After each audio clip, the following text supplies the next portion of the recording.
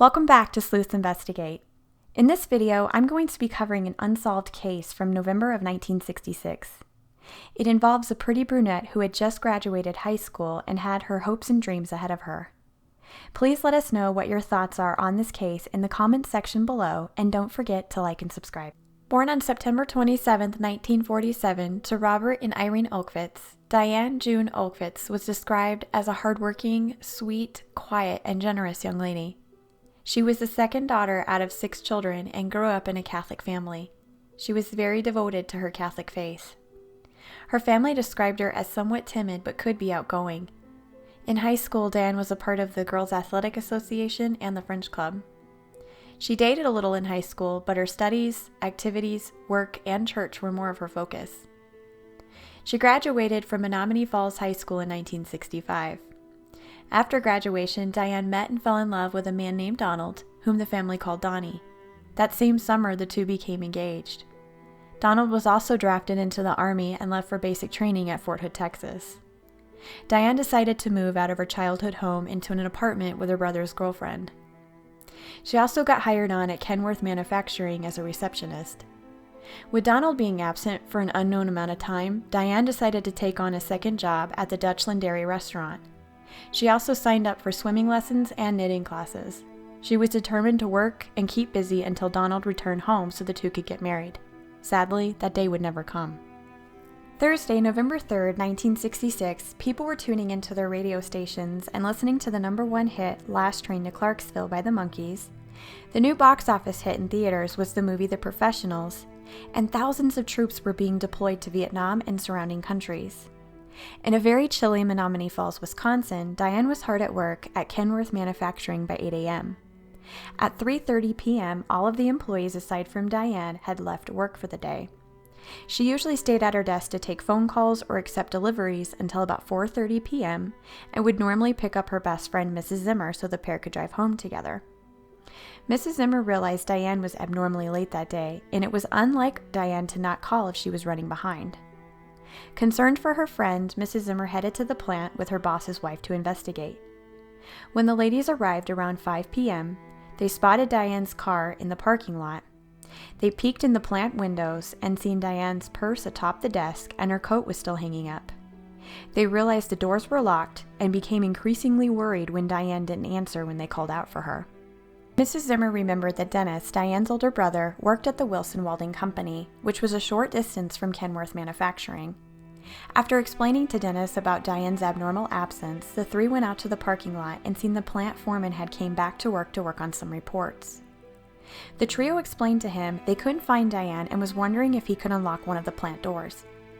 At about 5:30 p.m., they headed to the shipping room and the foreman unlocked the bay door.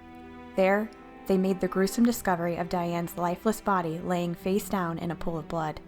According to her autopsy report, Diane died of massive hemorrhaging due to being stabbed a total of 106 times. She was stabbed around 18 to 20 times in her head and stabbed 35 times down the sides of her back. She also had multiple stab wounds in the neck and stomach. Most of the wounds were inflicted post-mortem. Diane's nose was also broken from an apparent blow to the face. Diane did have defensive wounds on her arms and on the back of her hands. Her dress was pulled up between her legs and partly torn off her shoulders, but her underwear was still on. It didn't appear that Diane was sexually assaulted. The medical examiner also determined that Diane was murdered between 4:30 p.m. to 5 p.m. During the investigation, law enforcement was able to determine that Diane was stabbed with a short, narrow-bladed knife described as a military-style stiletto knife.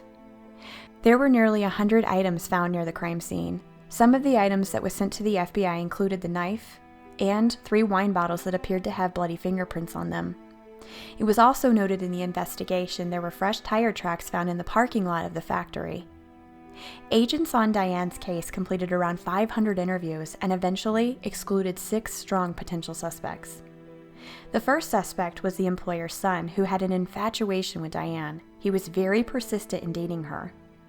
According to police, he had an alibi, which was him spending time with his family around the time she was murdered. His family did back up his alibi.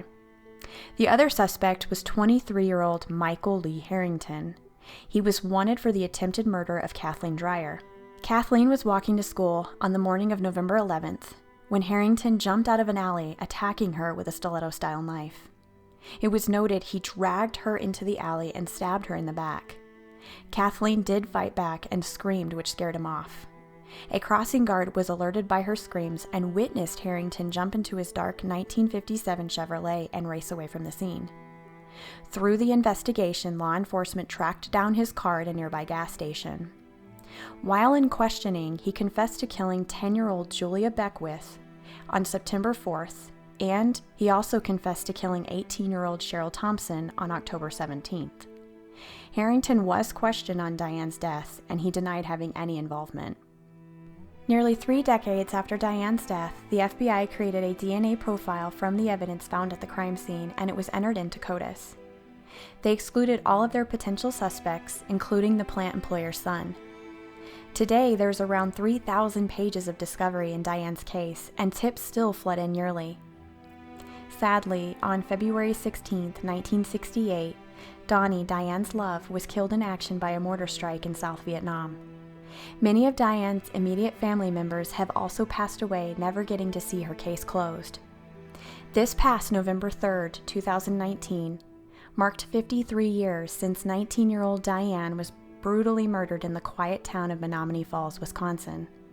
If you have any tips or information on Diane's case, no matter how small it is, please call 262-532-8705, or you can call Crime Stoppers anonymously at 888-441-5505.